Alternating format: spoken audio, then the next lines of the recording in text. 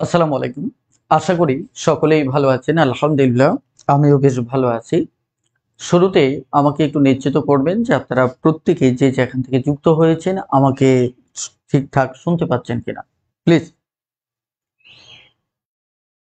একটু দ্রুত আমাকে নিশ্চিত করবেন যে আপনারা আমাকে ঠিকঠাক শুনতে পাচ্ছেন কিনা?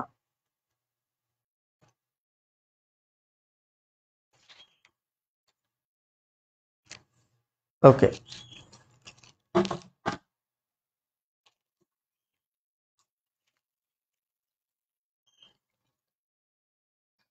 ওয়ালাইকুম আসসালাম রাহমাতুল্লাহ। বাকি সবাই একটু কমেন্ট করেন যে আমাকে স্পষ্টভাবে শুনতে পাচ্ছেন কিনা? জি, আলহামদুলিল্লাহ ভালো আছি। আমরা আজকে এই পর্বে আলোচনা করব প্রাথমিক বিদ্যালয় প্রধান শিক্ষক নিয়োগ 2009 সালের প্রশ্ন নিয়ে। এই প্রশ্নের কোড দেখতে পাচ্ছেন আপনারা, সেটি হচ্ছে শাপলা। তো এই শাপলার গণিত অংশের উপর আমরা দুটো পর্ব নেব। আজকে হচ্ছে আমাদের প্রথম পর্ব। আজকে আমাদেরকে প্রথম পর্ব। এই প্রথম পর্বে আমরা যে গণিতগুলো নিয়ে কথা বলবো সেগুলোর কোনোটা যদি আপনারা বুঝতে না পারেন তাহলে অবশ্যই কমেন্টে জানাবেন। আমার সাথে ফোন আছে, আমি আপনাদের কমেন্ট দেখবো ইনশাআল্লাহ। তাহলে চলুন কথা না বাড়ি সরাসরি আমরা মূল আলোচনা শুরু করি। ওকে, তাহলে আমাদের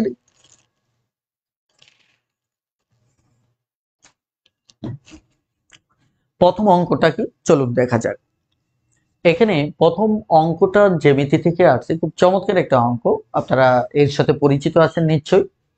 দেখেন তো অঙ্কটাতে কি বলা আছে।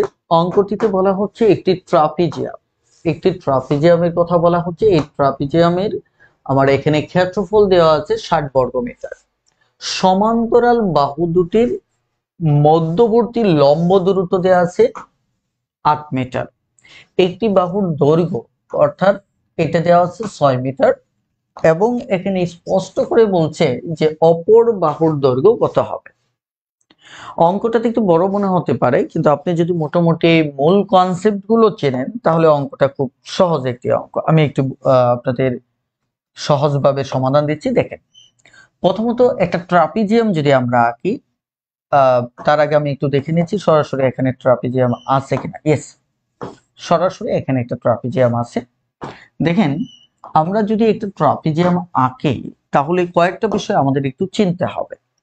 তন্মধ্যে একটি হচ্ছে এই ট্রাপিজিয়ামের এরকম দুটি বাহু আছে, এরকম দুটো বাহু আছে।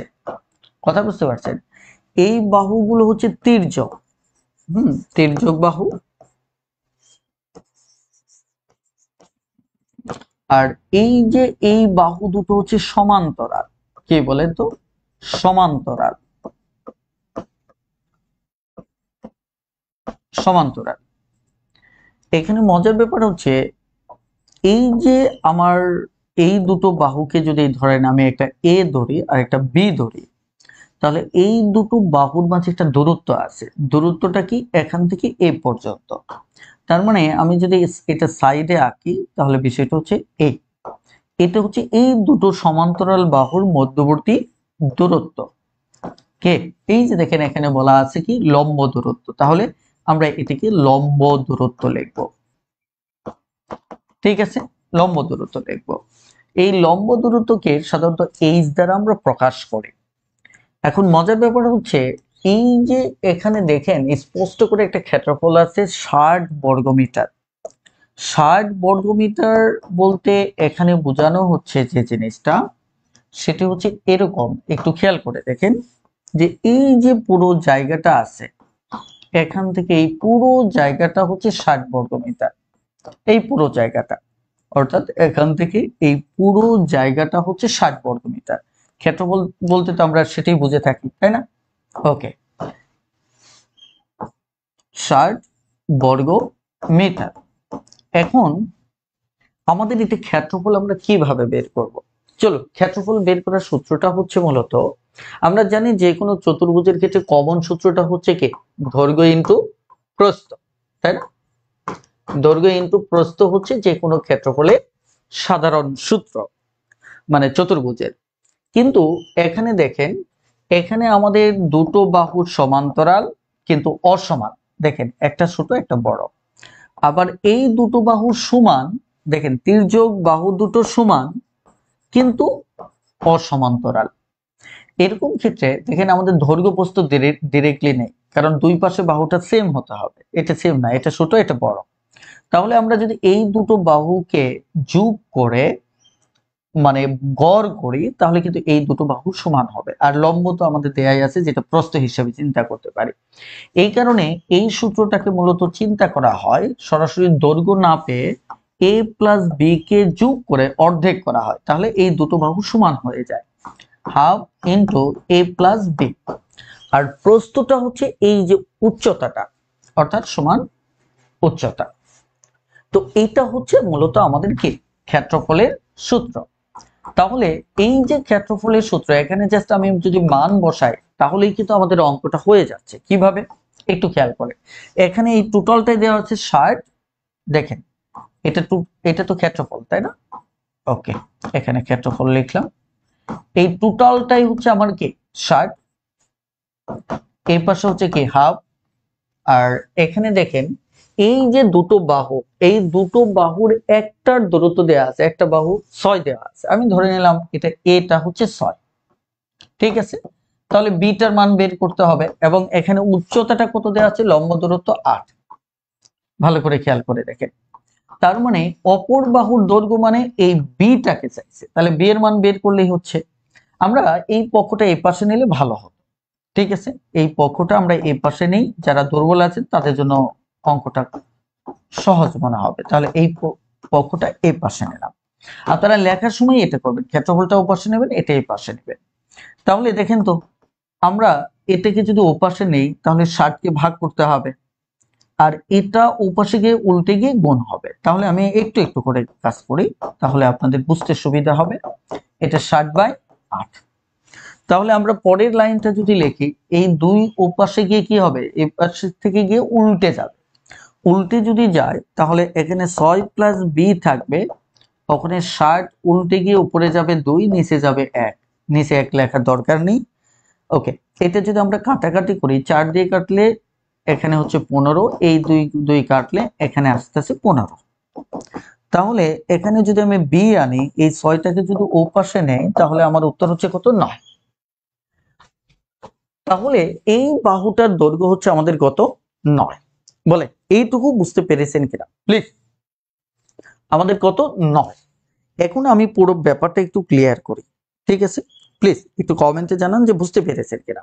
আমি পুরো বিষয়টা এখন একটু ক্লিয়ার করি। এই যে দেখেন, আমাদের মূল সূত্রটা কিন্তু এটা। আমাদের যে কোনো চতুর্ভুজের ক্ষেত্রে মানে একটু একটু চেঞ্জ যেটা হয়, সেটা মূলত এখান থেকে আসছে, যে ক্ষেত্রফলটা হচ্ছে দৈর্ঘ্য ইনটু প্রস্থ। কিন্তু ট্রাপিজিয়ামের ক্ষেত্রে যেটা হয়, যে আমার বিপরীত বাহু দুটোর যে দৈর্ঘ্য, খেয়াল করে দেখেন, এই দুটো একটা ছোট একটা বড়। এটাকে আমরা এই কারণে এই যে যদি গড় করি, মানে ওই দুটো বাহু যোগ করে যদি গড় করি, 2 দ্বারা ভাগ করি, তাহলে ওই রকম একটা দৈর্ঘ্য চলে আসবে সমান। আর এটা হচ্ছে প্রস্থ, যেটাকে আমরা উচ্চতা বলি। সো এটা হচ্ছে উচ্চতা। বেশ, তাহলে সূত্রটা আগের মতোই হলো, জাস্ট মান বসিয়ে দেন, অঙ্ক হয়ে যাবে। বলে ক্লিয়ার? একটু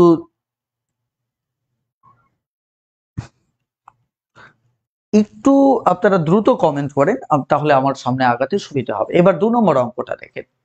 2 নম্বর অঙ্কটা দেখেন, এখানে কি বলছে, সমবাহু ত্রিভুজের বাহুর দৈর্ঘ্য। সমবাহু ত্রিভুজের, ধরেন একটা সমবাহু মানে কি, তিনটা বাহুই যেখানে সমান, তিনটা বাহুই যেখানে সমান সেটা হচ্ছে সমবাহু ত্রিভুজ।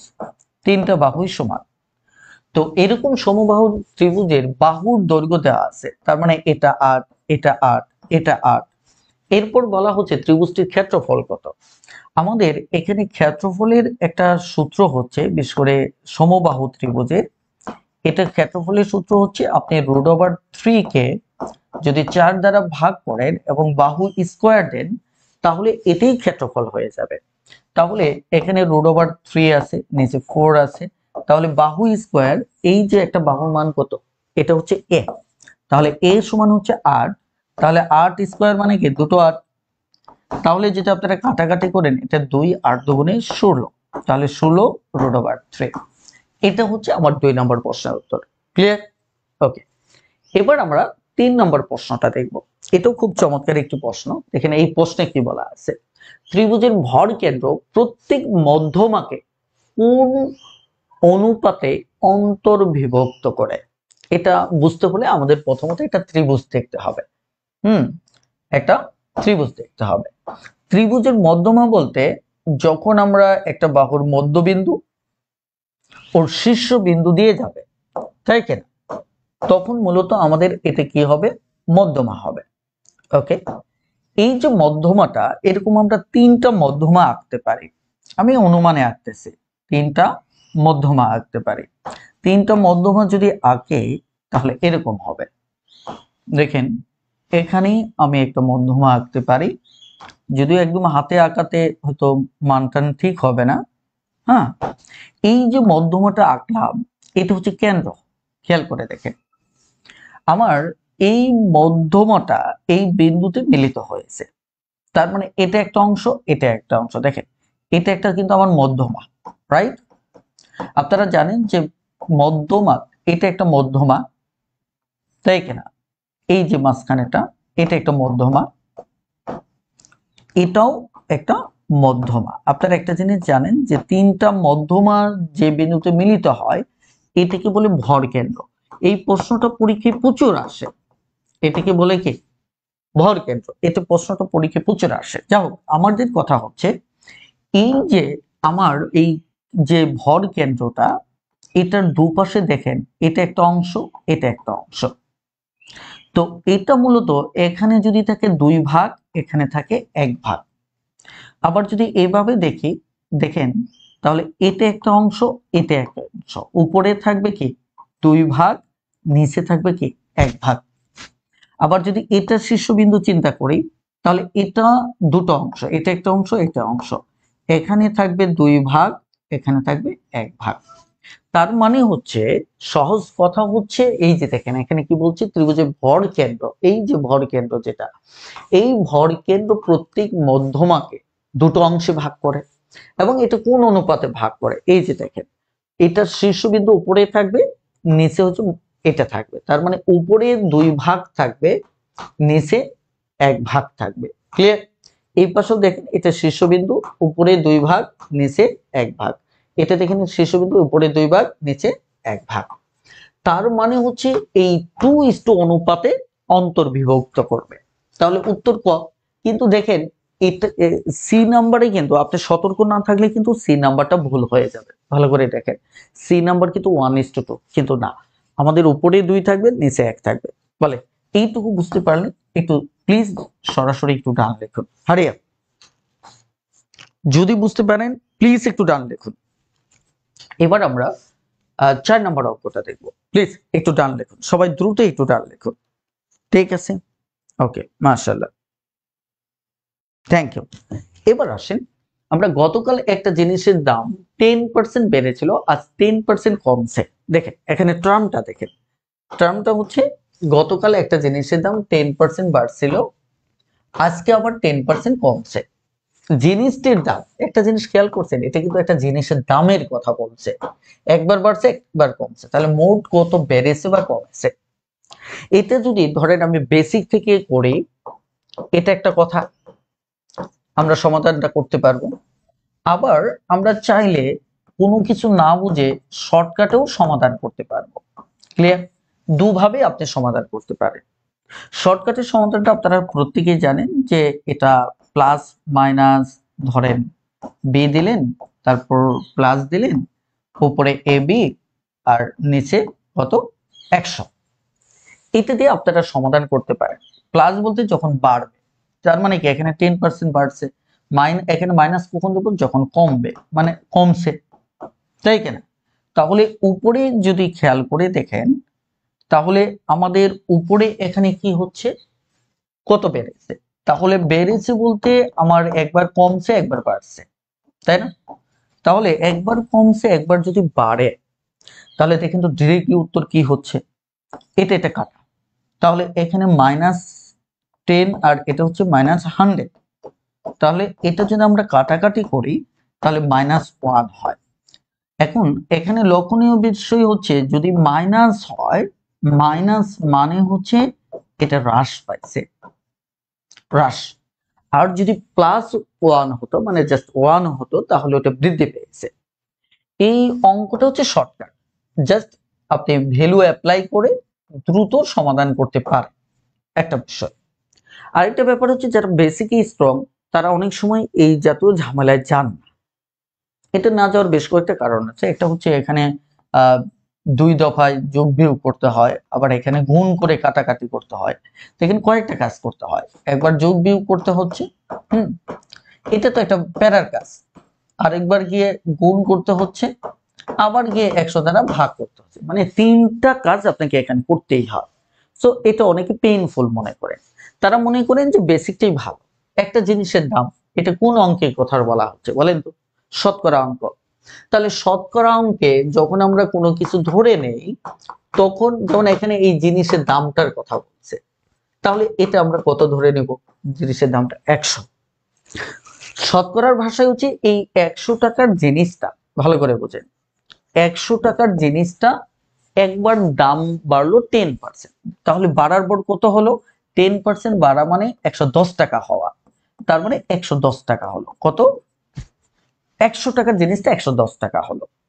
তারপর বলতেছে এই যে জিনিসটা হলো, এটা আবার পরে গিয়ে আবার 10% কমলো, মানে 10% এখানে মাইনাস হওয়া মানে হচ্ছে জিনিসটা 90 টাকা হয়ে যাওয়া। কোন জিনিসটা? 100 টাকার জিনিসটা। তো ফলে তিনি ডিরেক্টলি যে কাজটা করে বেসিক থেকে অঙ্কটা নিয়ে সমাধান করে ফেলেন। এখানে কত হলো? 99। শুধু ছোট্ট একটা কাজ করতে হয়। কাজটা কি?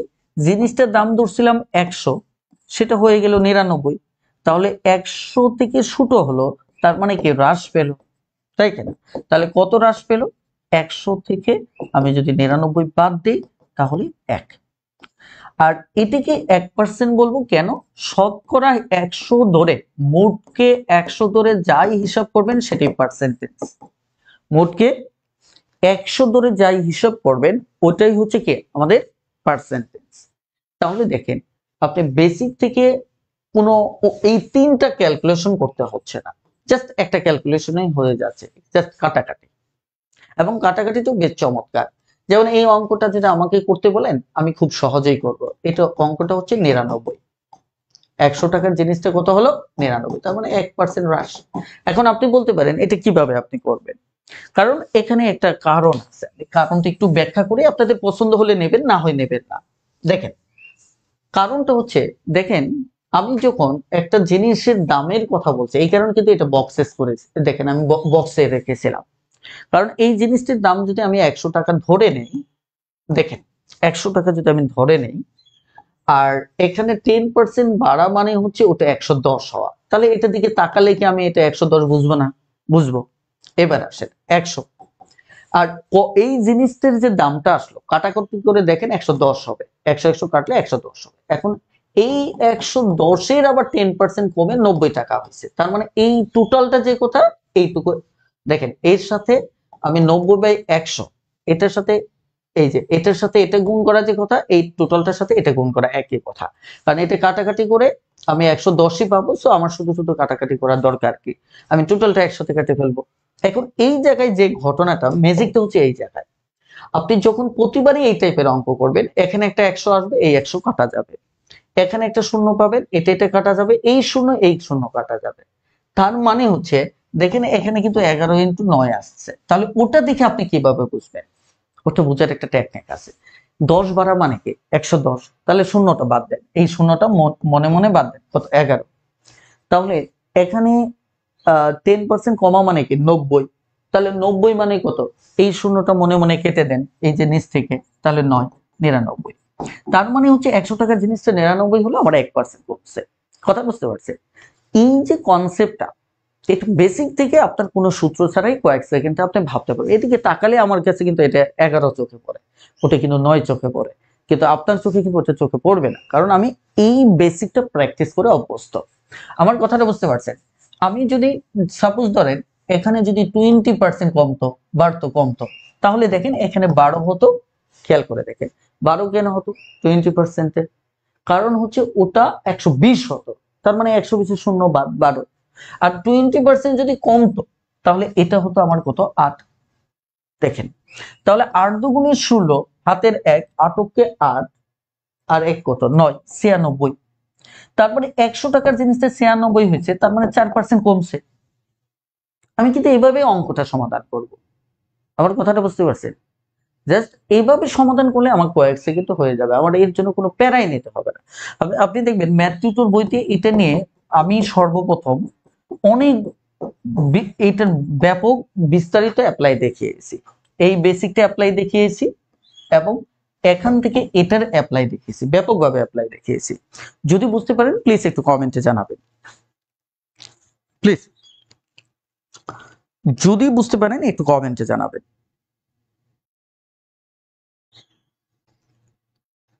প্লিজ।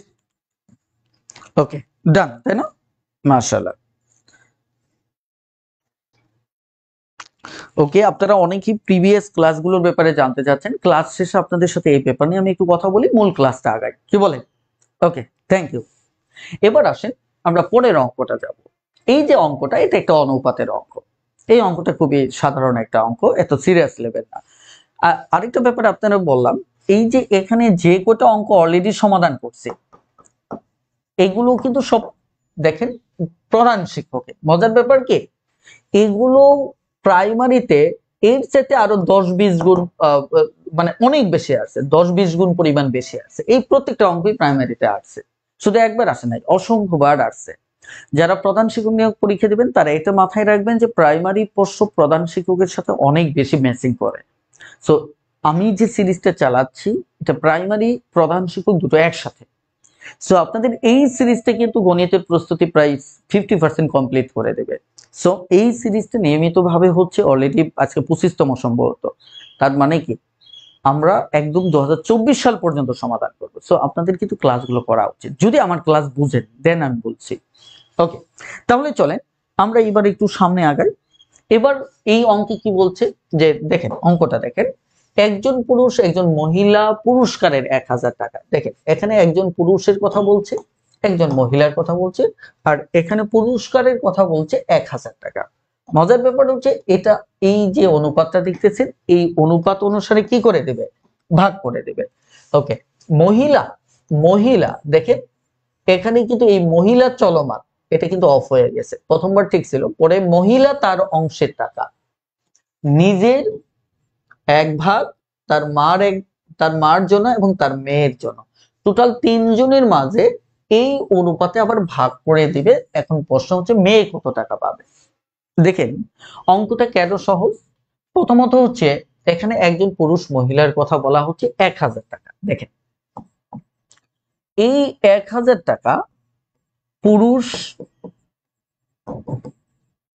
এবং মহিলার মাঝে প্রথমে ভাগ হবে, প্রথমবার, এটা হচ্ছে প্রথমবার ভাগ। তো এই ক্ষেত্রে রেশিওটা হচ্ছে আবার কত দেওয়া আছে, 1:4। তার মানে পুরুষ পাবে 1 ভাগ, মহিলা পাবে 4 ভাগ। ওকে, এখন খেয়াল করে দেখেন আমরা অনুপাতের ভাগ করি কিভাবে, মোট অনুপাতকে সমষ্টি করি, আগে আগে যোগ করি, তাই না? তাহলে এখানে দুটো অনুপাত কত যোগ করলে এখানে 5, এটা করি। এরপর আমরা যে কাজটা করি, যেমন আমরা যদি এটা এখন বের করি, দেখেন তাহলে টোটাল ভাগ হচ্ছে কয়টা, 5টা, রাইট? ওকে, টোটাল ভাগ করতে হবে 5টা, এর ভিতর মহিলা পাবে কয়টা, 4টা।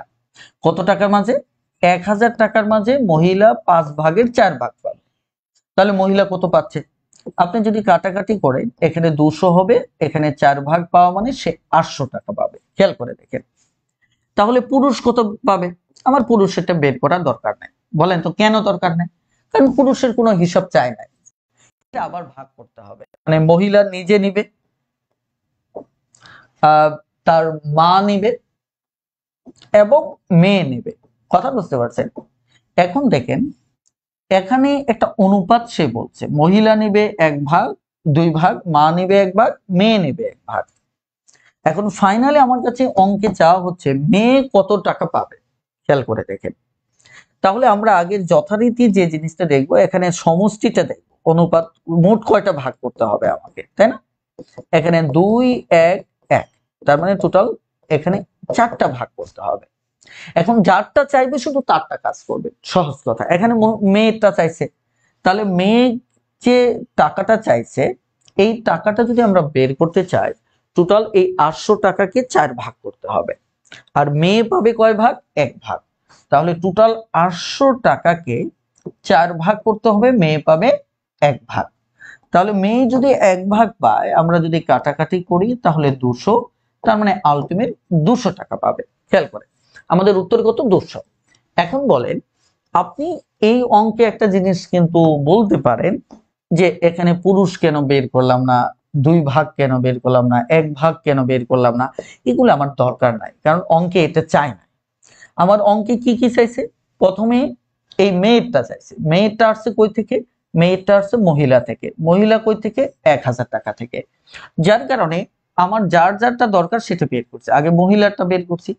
এদের ভিতর প্রথম ভাগটা হয়েছিল 5টা। এই 5টার ভিতর মহিলা পাইতো 4 ভাগ, এটা বের করছি। বের করার পর তারা আবার এই শর্তগুলো দিয়েছে। এই 3টা শর্ত আমার দরকার নাই, এই দুটো শর্ত কেন দরকার নাই? কারণ হচ্ছে এদের তো কোনো ভ্যালু চাই না, চাইছে মেয়েরটা। তখন আমি এখান থেকে হিসাব করে দেখলাম মোট ভাগ করতে হবে 4টা, এর ভিতর মেয়ে পাবে একটা। কত টাকা? এই 800 টাকা। সো 800 টাকার 4 ভাগের 1 ভাগ পেলো, বেশ 200 টাকা উত্তর। এটি হচ্ছে উত্তর। বলেন বুঝতে পেরেছেন কিনা?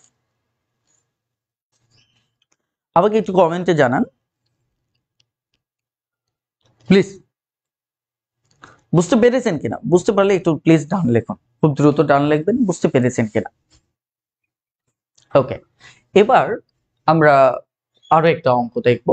এটা 6 নম্বর অঙ্ক। দেখেন, 4 গ্যালন অক্টেন মিশ্রিত পেট্রোলে পেট্রোল ও অক্টেনের অনুপাত 3:1। এতে আর কত অক্টেন মিশালে পেট্রোল ও অক্টেনের অনুপাত 5:2 হবে?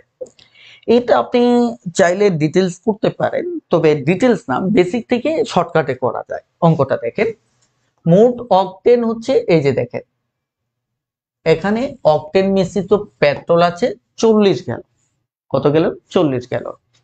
এর ভিতর অনুপাতটা দেখেন, পেট্রোল আর অক্টেনের যে অনুপাতটা, এটা 3:1। খেয়াল করে দেখেন, সবচেয়ে গুরুত্বপূর্ণ হচ্ছে এই কথাটা, কত অক্টেন মিশালে। মিশাবেন কি? অক্টেন। যেটা মিশাবেন এটা একটু ভালো করে মাথায় রাখবেন, তাহলে এই পেট্রোল এই দুটোর অনুপাত হবে এটা। তার মানে দেখেন, এখানে এই অঙ্কটা যদি আমি বেসিক বলি, যে এখানে আমার 40 গ্যালন আছে।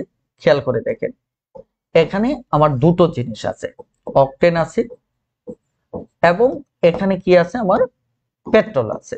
খেয়াল করে দেখেন, এই দুটো জিনিস আছে, এদের একটা অনুপাত আমাকে বলছে, এটা হচ্ছে 3:1। কথা বুঝছে? এখন বলছে এটার সাথে এই যে অনুপাতটা, এই অনুপাতের সাথে অক্টেন মিশাবে। কি মিশাবে? অক্টেন। এই অক্টেন মেশানোর পর আপনার নতুন আরেকটা অনুপাত আসবে 5:2। এটা হচ্ছে অঙ্কের গ্রাফ। কথা বুঝতে পারছেন? এখানে মজার যে বিষয়টা সেটা হচ্ছে, এই যে 40 গ্যালন আমার মিশ্রণ আছে, এর ভিতর আমি চাইলে এই অনুপাত অনুসারে পেট্রোল কত, অক্টেন কত আমি বের করে নিতে পারবো। এরপর যে জিনিসটা আমার অক্টেন মেশাবো, মেশানোর পর নতুন করে পেট্রোল আর অক্টেনের অনুপাতটা বের করব। এই অঙ্কটা আমরা কিভাবে বেসিক থেকে সমাধান করব সেটাই এখন আমরা কথা বলবো। দেখেন, খুবই চমৎকার একটা অঙ্ক। প্রথমত আপনারা জানেন অনুপাতের একটা বেসিক আছে, সেটা আমরা জানি। যেমন বেসিক যদি এখানে অঙ্কটা বলতো যে 40 গ্যালন অক্টেন মিশ্রিত পেট্রোলে পেট্রোল ও অক্টেনের অনুপাত আছে 3:1, তাহলে পেট্রোল কত, অক্টেন কত। তাহলে আমাদের যে এই টাইপের এই প্রথম অংশ যেটা আছে, এইটুকু শুধু দেওয়া থাকলে আমরা পেট্রোল আর অক্টেনটা বের করতে পারতাম। তার মানে এই অঙ্কেও আমরা পেট্রোল আর অক্টেনটা বের করে নেব। কিভাবে? এই যে দেখেন, টোটাল হচ্ছে 40 গ্যালন। একটু অঙ্কটা বুঝবেন, না বুঝলে আমাকে জিজ্ঞাসা করবেন। Total 40 gallon. ওকে, এখানে কত অনুপাতে ভাগ করতে হবে? 3:1 অনুপাতে, তাই না? তাহলে আমি যদি 3:1 অনুপাতে ভাগ করি, তার মানে আমাকে এখানে মোট ভাগ করতে হবে কয়টা? 4টা। অর্থাৎ এই জিনিস থেকে মোট 4টা ভাগ করতে হবে। এই 4টা ভাগ যদি আমি করি, তাহলে আমি কি পাবো? পেট্রোল পাবো, অকটেন পাবো। ক্লিয়ার? ওকে, তাহলে এই জিনিসটা আমি এইভাবে লিখব, ভালো করে বুঝেন। Petrol octane, petrol octane. তাহলে আমার 40 গ্যালন আছে, এটাকে ভাগ করতে হবে 4টা, এর ভিতর 3 ভাগ হচ্ছে আমার পেট্রোল, তাহলে উপরে হবে 3। তাহলে কত হলো বলেন তো? এটা কাটলে 10, তার মানে 30 গ্যালন হচ্ছে আমার কি বলেন? এই 30 গ্যালন হচ্ছে আমার পেট্রোল। গ্যালন লিখতে হবে না, খেয়াল করেন। তাহলে এই 40-এর ভিতর 4-এর 1 ভাগ হচ্ছে আমার অক্টেন। তাহলে এটা কত দাঁড়াচ্ছে? 4 10। তাহলে এই 10 গ্যালন হচ্ছে অক্টেন। বলে এইটুকু আপনারা বুঝতে পেরেছেন কিনা? পেট্রোল অক্টেন বের করার প্রসেসটা বুঝতে পেরেছেন কিনা আমাকে একটু কমেন্টে জানান। এবার আমার পেট্রোল অক্টেন বের করা শেষ। এখন এখানে একটা আমরা খুব চমৎকার একটা কৌশল ব্যবহার করব। সেটা হচ্ছে আমার নতুন করে অনুপাত কি চাইছে? পেট্রোল থাকবে নতুন যে অনুপাতে আসবে, ভালো করে বুঝেন, সেখানে পেট্রোল থাকবে 5 ভাগ, অকটেন থাকবে 2 ভাগ। এটি তো বলছে নাকি? বলেন, অকটেন থাকবে কি 2 ভাগ, এটাই বলছে, এটা বলছে না? ওকে, আমরা এখানে ছোট্ট একটা বেসিক জেনে নিই, তাহলে এই অঙ্কটা বেসিক থেকে আপনি খুব দ্রুত সমাধান করতে পারবেন। বেসিকটা কি দেখেন, আমার যদি এক ধরেন 2:3 আছে একটা অনুপাত, অনুপাতের নিয়ম কি বলে? যদি এক পক্ষকে যে সংখ্যা দ্বারা গুণ করবেন, অপর পক্ষকেও ওই সংখ্যা দ্বারা গুণ বা ভাগ করলে মানের পরিবর্তন হয় না। যেমন আমি একে যদি 5 দ্বারা গুণ করি, সাপোজ দেখেন 5 দ্বারা যদি গুণ করি, তাই না? 5 দ্বারা যদি গুণ করি, তাহলে আমাদের রেজাল্ট আসতেছে কত? এখানে আসতেছে 10, এখানে আসতেছে 15। তার মানে এই অনুপাত আর এই অনুপাতটা আমার সেম। সহজ কথা হচ্ছে, আমি যেটা আপনাকে বোঝাতে চাচ্ছি সেটা হচ্ছে, অনুপাতের এক পক্ষকে যে সংখ্যা দ্বারা গুণ করবেন, অপর পক্ষকে অবশ্যই ওই সংখ্যা দ্বারা গুণ করতে হবে। বলেন এই কথাটা বুঝতে পারছেন কিনা? আমি আবারও বলছি, অনুপাতের এক পক্ষকে যে সংখ্যা দ্বারা গুণ করবেন, অপর পক্ষকেও আপনাকে সেম সংখ্যা দ্বারা গুণ করতে হবে। এইটুকু ক্লিয়ার কিনা বলেন? এইটুকু ক্লিয়ার? ওকে, এবার আসেন আমরা ব্যাপারটা আরো সহজভাবে দেখি। এখানে আমাদের মূল ফ্রেমটা তো বুঝতে পারছি, আপনারা একটু আমাকে কমেন্টে জানাবেন। বলেন তো, নতুন অনুপাতে এই অনুপাতটাতে আমরা কি মেশাবো? বলেন তো, এখান থেকে দেখে বলেন তো কি মিশাবো, ভালো করে দেখেন, খুব দ্রুত একটু কমেন্টে জানান যে এখানে কি মিশাবো আমরা। দেখে আপনারা কি কমেন্ট করেন। ওকে, না কি মিশাবো ভালো করে বুঝেন, এখানে কি মিশাবো সেটা আমি জানতে চেয়েছি।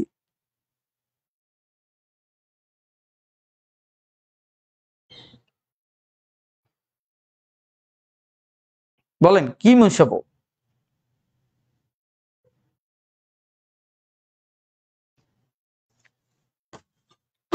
ওকে, দেখেন এখানে মূলত অক্টেন মিশানোর কথা বলা হচ্ছে।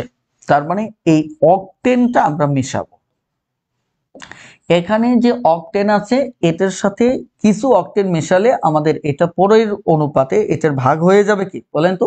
2 ভাগ।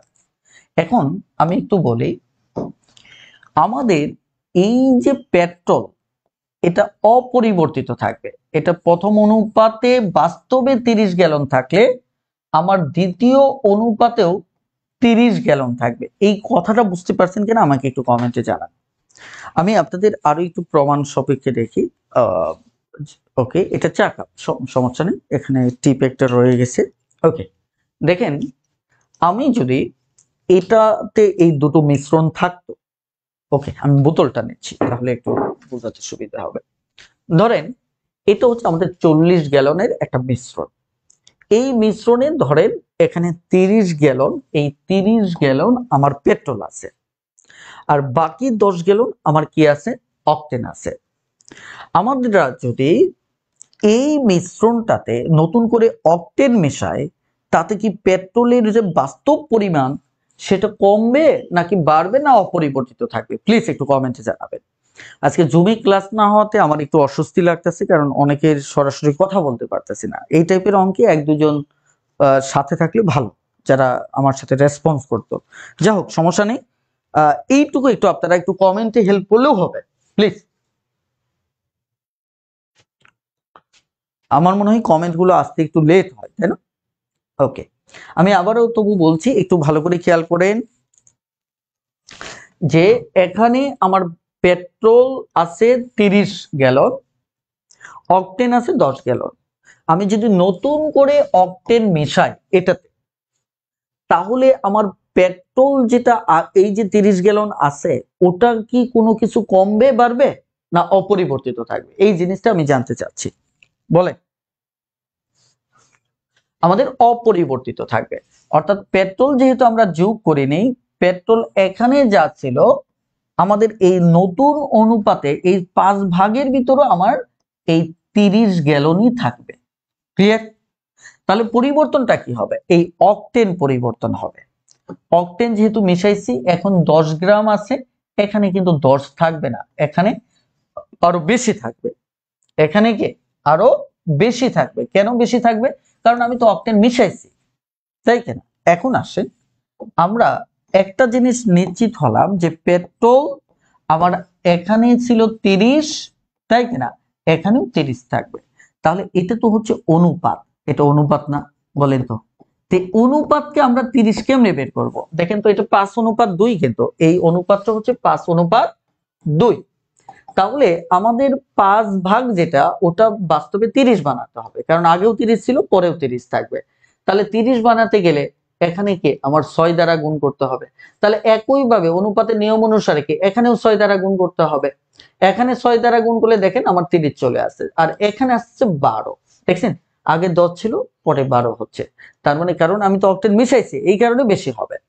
তাহলে দেখেন, এই অনুপাতের নিয়ম অনুসারে আমি এই পেট্রোল 5 কে 30 বানাতে হলে আমাকে 6 দ্বারা গুণ করতে হবে।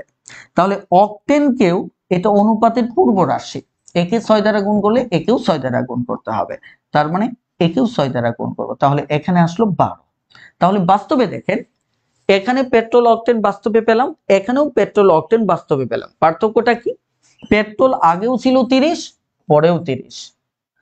অক্টেন মেশানোর ফলে 10 হয়ে গেল 12। তাহলে আপনি কতটুকু মেশালেন বলেন তো? মেশালেন কতটুকু?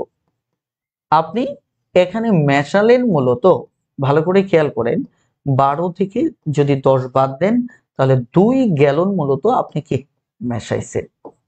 বলেন, অঙ্কটা বুঝতে পারছেন কিনা? এই অঙ্কটা আপনি আরো 2-3 বার দেখবেন। কথা বুঝতে পারছেন? 2-3 বার কেন দেখবেন? অথবা আমার ম্যাথ টিউটর বইতে দেখতে পারেন, এটার একটা দারুণ সলিউশন আমি ম্যাথ টিউটর বইতে দিয়েছি।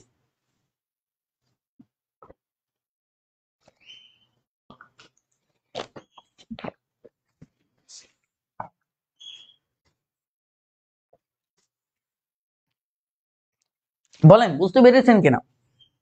বুঝতে পারলে একটু দ্রুত কমেন্ট করুন। তাহলে অঙ্কটা আমি একটু সামারি টানি, সামারি টেনে একটু সামনে আগাবো। এখানে এই টাইপের অঙ্ক যদি আসে, আপনি কি করবেন? প্রথমে দেখবেন সমষ্টিটা কত, কত অনুপাত, প্রথম অনুপাতের সমষ্টিটা কত, এটা বের করলে ওটা অনুসারে যে দুটো থাকবে ওটার বাস্তব পরিমাণটা আপনি বের করে নেবেন, বাস্তব পরিমাণটা বের করে নিলেন। ওকে, এরপর পরের অনুপাতটা লিখবেন, লেখার পর দেখবেন কোনটা চেঞ্জ হবে। যেমন এখানে অকটেন চেঞ্জ হচ্ছে, ওটা বাদ দেন। যেটা চেঞ্জ হবে না, যেমন পেট্রোল, ওটা চিহ্নিত করেন। দেখেন এখানে পেট্রোল কত, 30।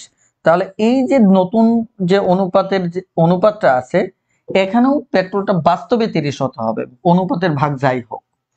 আর একইভাবে অকটেনটা নিয়ে চিন্তা করবেন না।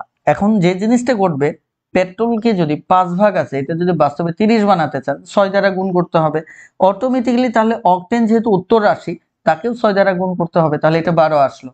তাহলে এটাতে তো সেমই আছে, মাঝখান থেকে কি 10 হয়ে গেছে 12, তাহলে কতটুকু যোগ করছি এটা আমরা পেয়ে গেলাম। ক্লিয়ার? ওকে, এখন আপনাদের কাজ হচ্ছে এই ভিডিওটা আরো একবার দেখবেন। কথাটা বুঝতে পারছেন? কারণ আপনাদের কমেন্ট এগুলো আমার পর্যন্ত পৌঁছতে সময় লাগে বেশি, যার কারণে এখানে রেসপন্স করা বা আপনাদের প্রশ্ন নেওয়াটা আমার জন্য কঠিন হয়ে যাচ্ছে। আরো একবার দেখবেন, ইনশাল্লাহ বুঝতে পারবেন। ওকে, এবার এই অঙ্কটা এখানে আবার রিপিট হয়ে গেছে। হ্যাঁ, ওকে, যা হোক, এটা দেখেন, এটা দশমিক ভগ্নাংশের একটা অঙ্ক, খুবই সহজ একটা অঙ্ক। এই অঙ্কটা সমাধান করার জন্য আপনাকে প্রথমত যে কাজটা করতে হবে ভালো করে খেয়াল করে, এখানে দেওয়া আছে আমার 0.2। আমি এখান থেকে সমাধান শুরু করি, হুবহু এটা লেখার দরকার নেই। দেখেন এই টাইপের অঙ্ক আপনি কিভাবে সমাধান করবেন। আপনার সমাধানের নিয়মটা হচ্ছে আগে এই যে লাস্টের ডিজিট যেটা আছে এটা গুণ করে ফেলেন। তাহলে 2 গুণ 2 গুণ 2, তাহলে কত হচ্ছে 8। আপনি 8 বসান। এরপর আপনি হিসাব করেন দশমিকের পর ঘর কয়টা। প্রথমটাতে দশমিকের পর ঘর একটা, এখানে দশমিকের পর ঘর হচ্ছে 2টা, এখানে দশমিকের পর ঘর হচ্ছে 3টা। তাহলে দশমিকের পর মোট ঘর হচ্ছে কয়টা, 6টা। এটা কেন বের করবেন, কারণ গুণ করার পর গুণফলে এই যে যে 6টা দশমিক টোটাল আছে 3টাতে মিলে, এই গুণফলে ওই দশমিকের পর ওই 6টা ঘর থাকতে হবে। তাহলে এখানে আছে একটা, আরো 2টা দিলে 3টা, আরো 3টা দিলে 6টা। দেখেন আমাকে এই দশমিকের পর 6টা ঘর হয়েছে কিনা, এটা কেমনে কেন করলাম, কারণ হচ্ছে গুণফলে টোটাল 3টা 2টা একটা 6টা দশমিকের পর ঘর আছে। তার মানে রেজাল্টেও নিশ্চিতভাবে দশমিকের পর 6টা ঘর থাকতে হবে। আমরা 6টা নিলাম। এবার আসেন আমাদের এটাকে যদি 4 গুণ করি তাহলে আমাদের 4 হচ্ছে। তাহলে এখানে গড় হচ্ছে আমার 2টা, এখানে হচ্ছে 2টা, তাহলে টোটাল দশমিকের পর ঘর থাকতে হবে আমার 4টা। অলরেডি একটা আছে, একটা শূন্য দেন, আরো 2টো শূন্য দেন। তাহলে দেখেন আমার এখানে কয়টা হচ্ছে, দশমিকের পর 4টা ঘর হচ্ছে। এখন আমাদের গুণের কাজটা শেষ। তাহলে আমরা এখন কি করব, আমরা ছোট্ট একটা কাজ করব, সেটা হচ্ছে দশমিকটা আমরা তুলে দেব। তুলে দেওয়ার ক্ষেত্রে আমরা ওই যে একটু আগে যে অনুপাতের যে নিয়মটা বললাম না, যে 2:3 উভয় পক্ষকে সেম সংখ্যা দ্বারা আমরা কি করব, গুণ করব, তাহলে মানের পরিবর্তন হবে না, তাই কিনা। বা আমাদের ভগ্নাংশের ক্ষেত্রে একই অবস্থা। আমরা যদি উভয় পক্ষকে সেম সংখ্যা দ্বারা গুণ করি তাহলে ভগ্নাংশের মানের কোনো পরিবর্তন হয় না। এইটা একটু মাথায় রাখবো। তাহলে আমাদের দশমিক তোলার একটা সহজ উপায় কি বলেন তো, যে এই দশমিকের জন্য এই দশমিকটা আছে 6 ঘর আগে, 6 ঘর আগে দশমিকটা আছে, এটাকে 6 ঘর পরে যদি নেই, এই জায়গায় নেই, তাহলে 8-এর পর দশমিক থাকলে তো কোনো লাভ নেই, আছে বলেন। তাহলে ওটাকে তো আমরা 8ই বলি। আপনি কি 8.0 কে কি অন্য কিছু বলেন, এটা তো 8। তাহলে এই দশমিকটা আছে 6 ঘর আগে, এটা নিতে হবে 6 ঘর পরে। এটাই হচ্ছে আপনার কাজ। আর এটা আপনি 4 ঘর পরে নিতে হবে, কিন্তু আপনি এটা নিয়ে পরে চিন্তা করেন। তাহলে 6 ঘর পরে যদি আমি নিতে চাই তাহলে আমার কাজ কি করতে হবে, ছোট্ট একটা কাজ করব। এই দশমিক যেটাকে নড়াচড়া করবেন ওটাকে 1 দিলে নড়াচড়া করবে। কত দিলে নড়াচড়া করবে, 1 হচ্ছে ধাক্কা, 1 হচ্ছে কি ধাক্কা। 1 দিলে সে নড়াচড়া শুরু করবে। এখন আপনি কোথায় নেবেন, ডানে নেবেন। কয় ঘর পর, এই 6 ঘর পর। তাহলে বাকি 6টা যে কয়টা শূন্য দেবেন ওই কয়টা ডানে যাবে। আমার 6 ঘর পরে দরকার, আমি 6টা শূন্য দিলাম। 1 দিতে 1 দিলে কি দশমিকটা নড়াচড়া শুরু করবে। এবার ধাক্কা কয় ঘর দিবেন সেটা শূন্যের উপর ডিপেন্ড করবে। 6টা ধাক্কা দিলে 6টা শূন্য দেওয়া মানে কি 6 ঘর পরে চলে যাবে। তাহলে দশমিকটা এখানে আসলো, এখানে আসা মানে কি এটা 8 উন্মুক্ত হলো না, কারণ 8-এর পর দশমিক দিয়ে তো আমার লাভ নাই, বরঞ্চ আমার আরো একটা শূন্য দিয়ে লিখতে হবে, না হয়তো দশমিক অস্তিত্ব বোঝা যাবে না। তাহলে আমি সরাসরি 8 লিখে ফেললাম।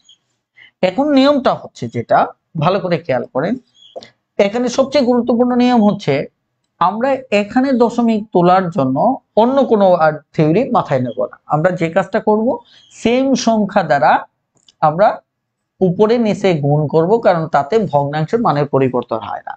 এতে করে একটা ঘটনা ঘটবে। ঘটনা হচ্ছে আপনি এই দশমিককে যদি নাড়াচাড়া করতে চান, খেয়াল করে দেখেন, এই দশমিককে যদি আপনি নাড়াচাড়া করতে চান তাহলে কতদূর নাড়াচাড়া করবেন। প্রথমত এখান থেকে এই পর্যন্ত আনতে গেলে 4টা শূন্য লাগবে, খেয়াল করে দেখেন। আর দশমিকের জন্য একটা 1 লাগবে। ওকে, দশমিকের জন্য একটা 1 আছে, তার মানে কি এই 1-এর কারণে সে নাড়াচাড়া শুরু করছে। এখন আমি 4 ঘর পরে নেব, তাহলে 4 ঘরের জন্য আমার 4টা দশমিক শূন্য লাগবে, এই দুটা এই দুটা, 4টা। তাহলে আমার অলরেডি এই জায়গায় চলে আসছে। দেখেন অলরেডি এই জায়গায় আমি চলে আসছি, কিন্তু সমস্যাটা হচ্ছে আমার আরো দুটো শূন্য কিন্তু এখানে রয়ে গেছে। তাহলে আমি যদি আরো দুটো শূন্য ইনভেস্ট করি তাহলে দশমিক আরো 2 ঘর পড়ে যাবে। ধরেন এখান থেকে এই জায়গায় আসবে। এখন এই জায়গায় দশমিক যে এখানে 2 ঘর আছে বুঝাবেন কেমনে? দুটো শূন্য দিয়ে এটা বোঝাতে হবে। আমি কি কথাটা বুঝতে পারছি? এই কারণে আমাদের একটা শর্টকাট, যেটা আমি আবারও বলছি, এটা থেকে এ পর্যন্ত আনতে আমার 4টা শূন্য কোরবানি দিলাম। এই পর্যন্ত আসছে 4 এখন, কিন্তু আরো দুটো শূন্য আছে, ওটা তো আমাকে এখানে নিতে হবে। তাহলে দুটো শূন্য নিতে গিয়ে কি দেখলাম যে আমার আরো 2 ঘর পরে দশমিকটা যাবে। কথা বুঝতে পারছেন? এখন 2 ঘর পর এটা ফাঁকা জায়গা, এই কারণে দুটো শূন্য দিলাম। তাহলে আমরা এইভাবে চিন্তা না করে আমরা যদি এভাবে চিন্তা করি, দেখেন তো ব্যাপারটা সহজ হয় না? কিভাবে? যে এই 4টার জন্য 4টা শূন্য বাদ দিলাম, থাকলো কত? 2টা শূন্য। এটা দশমিক মুক্ত হয়ে গেল, ওই দুটো বসায় দিলাম, ব্যাস হলো। এবার আমরা যদি কাটাকাটি করি এটা হবে 50, তাহলে 1/50। এখন এইভাবে দেখেন আমি একে দুভাবে কাটাকাটি করতে পারি। এক হচ্ছে এটাকে যদি আমি যেভাবে কাটছি এটা 1/50 হয়, তাহলে উভয় পক্ষকে 2 দ্বারা আবার যদি গুণ করি তাহলে নিচে 100 হবে। 100 কেন নিলাম? কারণ এতে আমার ভাগ করতে সুবিধা হবে। এবার উল্টো কাজটা যদি করি তাহলে 1 লাগবে। 1 যদি আবার তুলে দেই, 1 নিয়েছিলাম কি দশমিকের কে নড়াচড়া করার জন্য, এবার 1 নিব দশমিক আনার জন্য। দশমিক আনবো, শূন্য কয়টা? 2টা। তার মানে কি এই 2-এর 2 ঘর আগে দশমিক যাবে, তার মানে উত্তর এটা। এখন দেখেন আমি একটা বিষয় বলি, এই জায়গায় সমাধানটা আপনি চেঞ্জ করতে পারেন। কিভাবে চেঞ্জ করতে পারেন? এইভাবে না যায়, এটা আমি পরে বুঝাচ্ছি আপনাদের। এটা গিয়ে ধরেন উপরে 8 আছে, নিচে 4 নেন আর 100 নেন, বলেন তো। এখানেও কিন্তু টার্গেটটা 100 দিকেই ছিল, এখানেও কিন্তু আমি 4কে আলাদা করে 400কে আলাদা করে 100 লিখছি। কেন লিখছি? এর কারণ হচ্ছে এটা দ্বারা আমরা এটা কাটবো, তাহলে উপরে 2 হয়ে গেল, নিচে 100 কারণ আমার 100 হলেই আমরা কি ওই দশমিক নিয়ে খেলতে পারি এবং এটা আমাদের জন্য সহজ হয়। এই কারণে আমাদের দিন শেষে এটা 10 ভিত্তিক সংখ্যা লাগবে, সেটা 10 হোক, সেটা 100 হোক, সেটা 1000 হোক, সেটা আমার 10,000 হোক। ক্লিয়ার? জাস্ট এই এখন আমার জন্য সুবিধা, এই 1 যেমন আমরা ওই দশমিকে মানে সরানোর জন্য ব্যবহার করছিলাম, এবার দশমিক আনার জন্য ব্যবহার করব। তাহলে দশমিক আনলাম একবার, তাহলে কয় গড় 2 এর পর কয় গড় বামে যাবে দশমিকটা? দুটো শূন্য আছে, 2 গড়, ব্যাস হয়ে গেল। এখন এখানে কি কাজটা করছিলাম একটু বলি, যারা পারেন তো পারেন। এখানে কাজটা করছিলাম যখন আমার 1/50 আসলো, এটা 1 দিয়ে 50কে কাটাকাটি করতে সময় লাগবে। তার চেয়ে আমি দেখলাম 50-এর সাথে 2 যদি গুণ করি তাহলে 100 হবে। আর ভগ্নাংশের নিয়ম অনুসারে উভয় পক্ষকে সেম সংখ্যা দ্বারা গুণ করতে হয়, এখানে 2 পেয়ে গেলাম। এবার দেখেন তো এটা আর এটা কিন্তু সেম চেহারার হয়ে গেল, আমি খুব সহজে বের করে ফেললাম। বলে বুঝতে পেরেছেন কিনা? বুঝতে পারলে একটু ডান লেখুন, হারিয়ে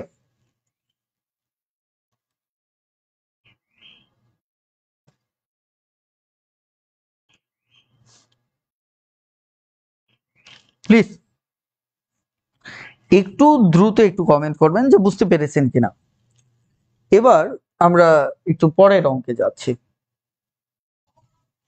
দেখেন আমাদের এই অঙ্কটা হচ্ছে নিচের ভগ্নাংশগুলোর মধ্যে কোনটি বৃহত্তম। এখন বৃহত্তম বের করা, ক্ষুদ্রতম বের করা, এটা অসংখ্যবার আমি এই সিরিজে করিয়েছি, আমার মনে হয়েছে সবার কোনো সমস্যা হবে না। এটা মূলত আমরা এই পদ্ধতিটা ব্যবহার করি, কম্পিটিশন পদ্ধতি, যেখানে দুজন করে গেম খেলবে। যেমন প্রথমত ক আর খ খেলবে। এটা খেলার নিয়মটা হচ্ছে এ আর আর ই গুণ করতে হবে, একে আর আর ই গুণ করতে হবে। যেমন এখানে আর আর ই গুণ করলে 8 হবে, এখানে আর আর ই গুণ করলে 9 হবে। এরপর গেমসের নিয়ম হচ্ছে দেখেন এই দুটো গুণফলের বড়কে যদি বৃহত্তম চায়, বৃহত্তম চাওয়া মানে এই জায়গায় বিজয়ী প্রতিবার হবে বড়টা। বৃহত্তম চাওয়া মানে বিজয়ী হবে কে? বড় যে গুণফল সেটা। আর ক্ষুদ্রতম চাওয়া মানে প্রতিবার বিজয়ী হবে গুণফল ছোট যেটা সেটা। তাহলে আমাদের প্রশ্নে বৃহত্তম চাইছে, তার মানে এখানে গুণফল বিজয়ী হবে বড় যেটা, তাহলে এটা বড়, তাহলে এ বিজয়ী হলো। তার মানে এই দুটোর ভিতর জিতে গেল কে? 3/4। তার মানে এ এবার সেমিফাইনালে যাবে। সেমিফাইনালে কার সাথে খেলবে? এর সাথে খেলবে। 4/5 ভালো করে বুঝে। এবার কি করবে? এবারও যথারীতি আপনি গেম শুরু করে দেন। 4 4 কে 16, 3 5 15। তাহলে আমার ফলাফলে কে জয়ী হবে? বৃহত্তম চাইছে বটটা। তার মানে এবারও জয়ী হলো 4/5। এবার জয়ী হচ্ছে কি 4/5। এবার ফাইনালে খেলবে কার সাথে? ঘয়ের সাথে। এবার দেখেন এই দুটো খেলবে। এই দুটো খেললে খেলা শুরু হোক। 5 5 25, 4 7 28। তাহলে এবার বিজয়ী কাকে ঘোষণা করবেন? এই দুটোর ভিতর বড় কে? 28। তার মানে 4/5। এটাই উত্তর। বলে বুঝতে পারছেন কিনা?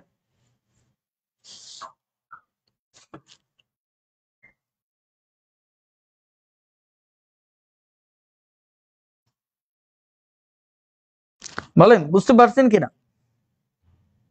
ওকে, এবার আমরা পরের অঙ্কটা যাব।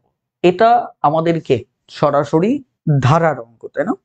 আমাদের ধারার অঙ্কের অনেকগুলো প্যাটার্ন আছে। আমাদের প্রত্যেক প্রাইমারি বলেন, প্রধান শিক্ষক বলেন, সবকটাতে 1 2 করে ধারা আসছে। এখানে দেখেন তো, এই যে শূন্য, এর সাথে কি সম্পর্কটা বলেন? শূন্যের সাথে কি 3 যোগ করা যায়? 3 যোগ করলে তো 3ই হচ্ছে, তাই না? আবার যে 3 আছে, এটার সাথে কত যোগ করলে আমার 8 হচ্ছে? 5। খেয়াল করে দেখেন।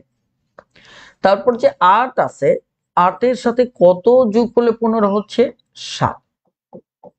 এখন আমাদের শূন্য স্থানে আগাতে হবে, এরকম অষ্টম পদটা বের করতে হবে।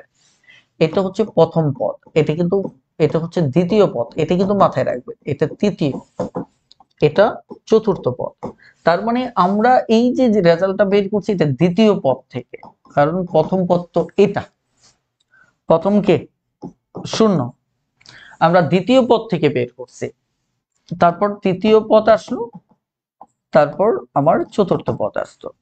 এখন আমার এভাবে পঞ্চমে যেতে হবে, ষষ্ঠতে যেতে হবে, সপ্তমে যেতে হবে, অষ্টমে যেতে হবে। কথা বুঝতে পারছেন?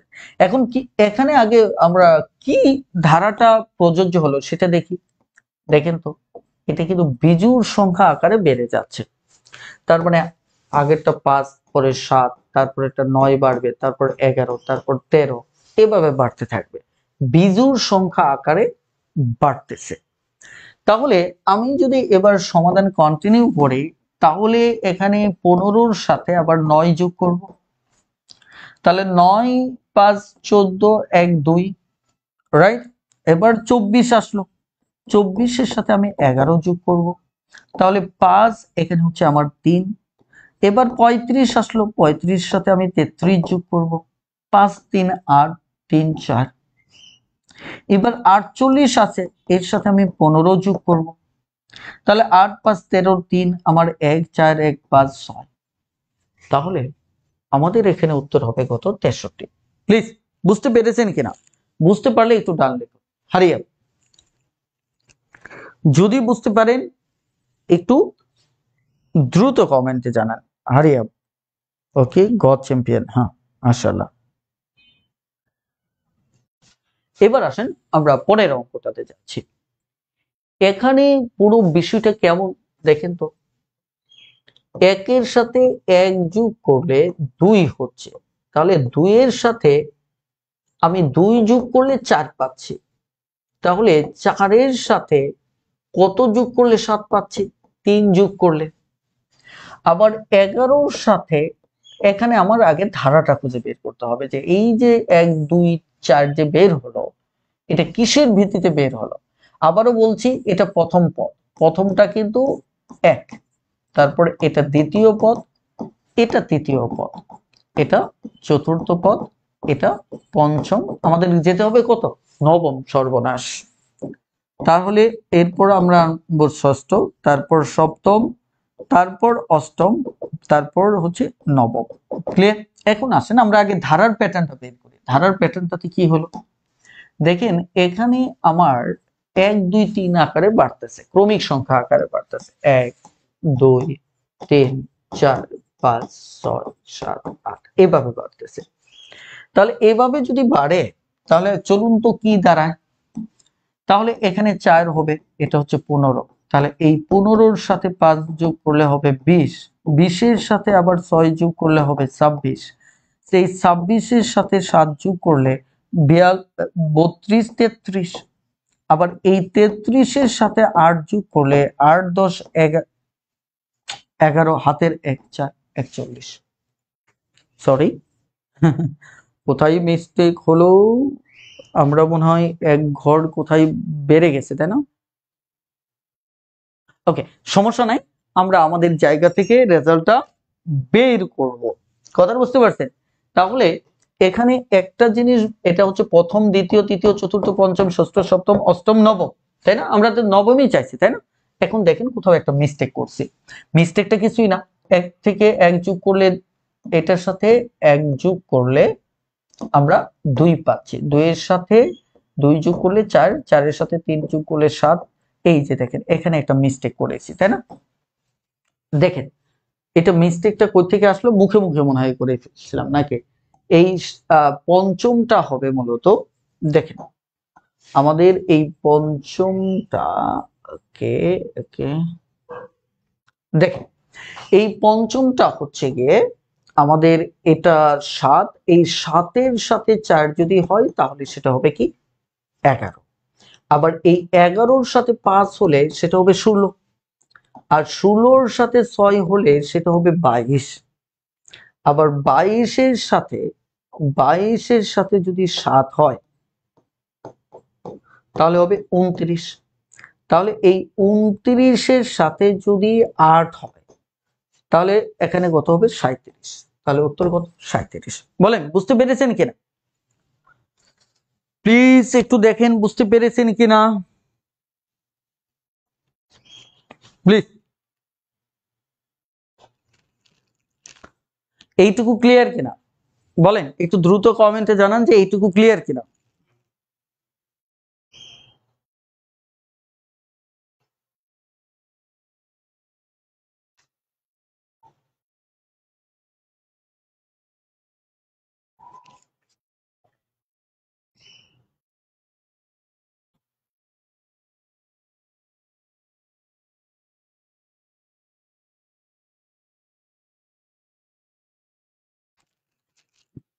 ওকে, এবার চলুন আমরা একটু আগাই। প্রথমত হচ্ছে আমরা যে অঙ্কগুলো করলাম এই ধারাবাহিকটা কিন্তু আমাদের শনি সোম বুধবার চলছে সকালে 11টায়। আজকে একটু যান্ত্রিক ত্রুটির কারণে আমরা একটু পরে যুক্ত হয়েছি, ঠিক আছে? আপনারা একটু নিয়মিতভাবে থাকবেন। আর আমি ছোট্ট একটা অ্যানাউন্স আপনাদেরকে দিচ্ছি, যারা আমার সাথে নতুন যুক্ত হয়েছেন অথবা আমার সম্পর্কে একটু কম জানেন, একটু খেয়াল করেন। আমাদের 5 নম্বর একটা অনলাইন ব্যাচ শুরু হচ্ছে, শূন্য থেকে জব বেসিক ম্যাথ, শূন্য থেকে জব বেসিক ম্যাথ। এটা আমাদের স্পেশাল ব্যাচ শুরু হচ্ছে, লাইভ কোর্স, যেটা কোর্স ফি হচ্ছে আমাদের 1040 টাকা, 50% ছাড়ে আপনি 520 টাকায় ভর্তি হতে পারবেন। এখানে কোর্সের মেয়াদ হচ্ছে আমাদের 6 মাস, ক্লাসের মাধ্যম হচ্ছে জুম অ্যাপ, এবং সকল ক্লাস আমাদের রেকর্ড থাকবে, এবং পাশাপাশি আমাদের এখানে কিন্তু এক্সামও হবে। ক্লিয়ার? তাহলে খেয়াল করে দেখেন, আপনার 6 মাসে ক্লাস পাচ্ছেন, ক্লাস মাধ্যম হচ্ছে আমাদের জুম অ্যাপ, একই সাথে সকল ক্লাস রেকর্ড পাচ্ছেন, আবার আমাদের নিয়মিত এক্সাম হচ্ছে, এবং এক্সাম গুলো কিন্তু আবার মেরিট লিস্ট সহ আমাদের অ্যাপে পাবলিশ করা হচ্ছে। এই হচ্ছে কোর্সে যে কেউ 520 টাকা পে করে কোর্সে যুক্ত হতে পারবেন। তবে 150 জন শিক্ষার্থীর ক্ষেত্রে আমাদের একটা অফার চলমান আছে, সেটা হচ্ছে আমাদের এই ম্যাথ টিউটর বইটা যারা অর্ডার করবেন, খেয়াল করে দেখেন দুটো ভর্তি সিস্টেমে বলতেছি, আপনি যেটা পছন্দ করেন।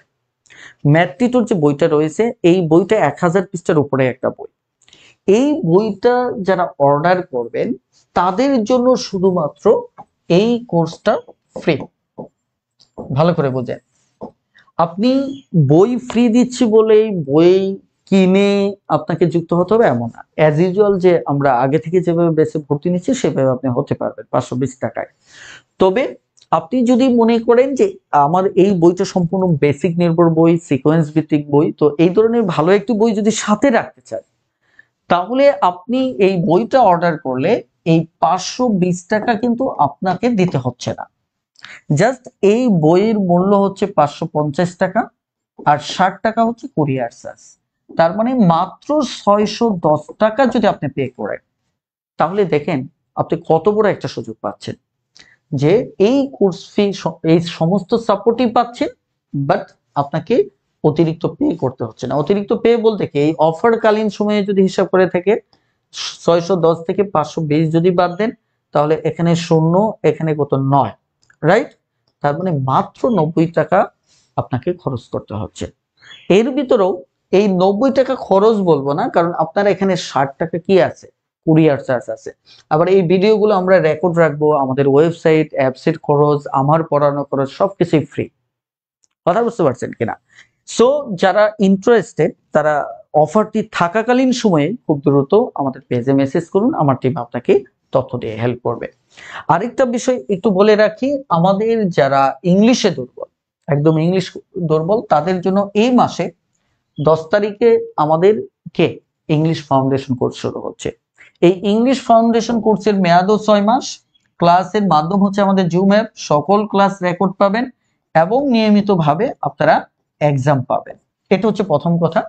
এইটি কিন্তু বিসিএস প্রাইমারি শিক্ষক নিবন্ধন, বিশেষ করে যারা 50তম দেবেন, 50তম এবং 50তম বিসিএস যারা দেবেন তাদের জন্য, এবং সামনে প্রাইমারি শিক্ষক নিবন্ধন সহ যে কোনো চাকরি পরীক্ষার জন্য এটা শতভাগ কার্যকরী। আর দ্বিতীয়ত হচ্ছে এটার কোর্স ফি হচ্ছে আমাদের যথারীতি 1040। আপনি এখন যদি ভর্তি হন 50% ছাড়ে 520 টাকায় ভর্তি হতে পারবেন।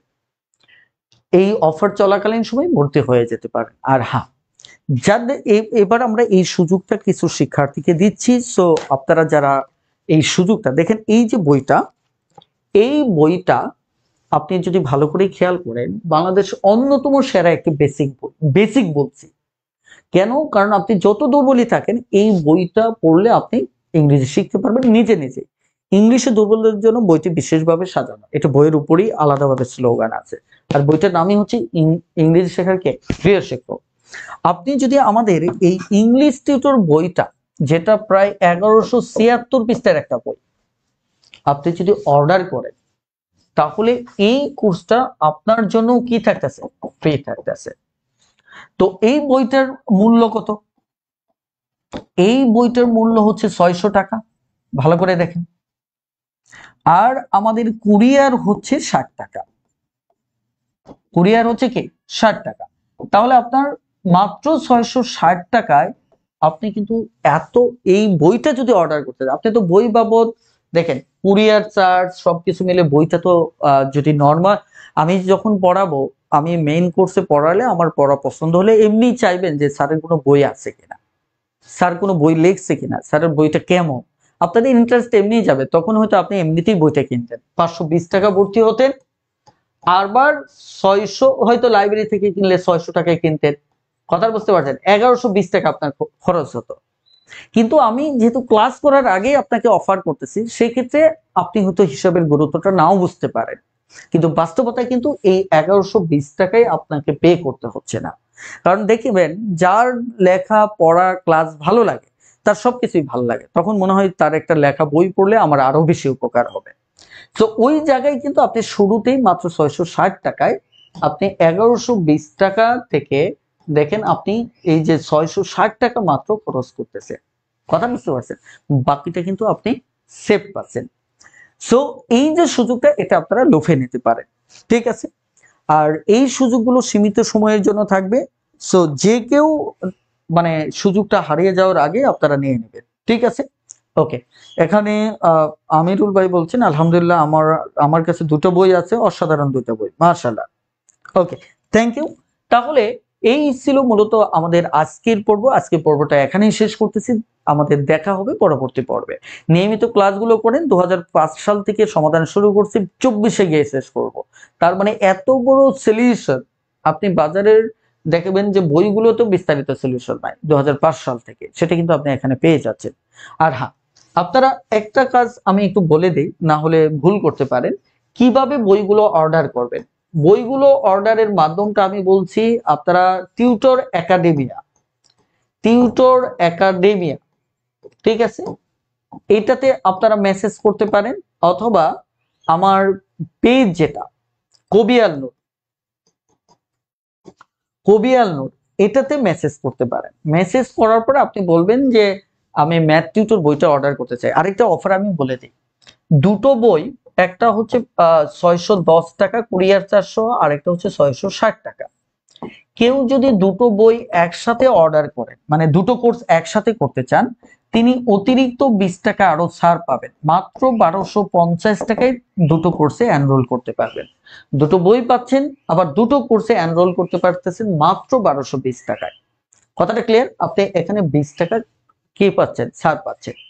আর আপনি যদি সরাসরি ফেসবুকে যোগাযোগ করতে না পারেন, তাহলে আমাদের হোয়াটসঅ্যাপ নাম্বারটা আমরা দিচ্ছি, এই হোয়াটসঅ্যাপ নাম্বারে একটু যোগাযোগ করবেন। কথা বুঝতে পারছেন? এই হোয়াটসঅ্যাপ নাম্বারে যোগাযোগ করেও আপনি ভর্তি হতে পারবেন। ক্লিয়ার? অর্থাৎ 01971888234। ওকে, এখানে আপনি হোয়াটসঅ্যাপ করবেন, হোয়াটসঅ্যাপ বা সরাসরি ফোন দিবেন, ইনশাল্লাহ আমাদেরকে পাবেন। তাহলে ওকে, আলাউদ্দিন খন্দকার ভাই, আপনি বই দিয়ে কি করবেন? আপনার তো বই থাকার কথা। তো যাই হোক, আমার টিমের সাথে কথা বলুন। তাহলে আজকে এই পর্যন্তই। সবাই ভালো থাকবেন, সুস্থ থাকবেন। আল্লাহ হাফেজ, আসসালামু আলাইকুম।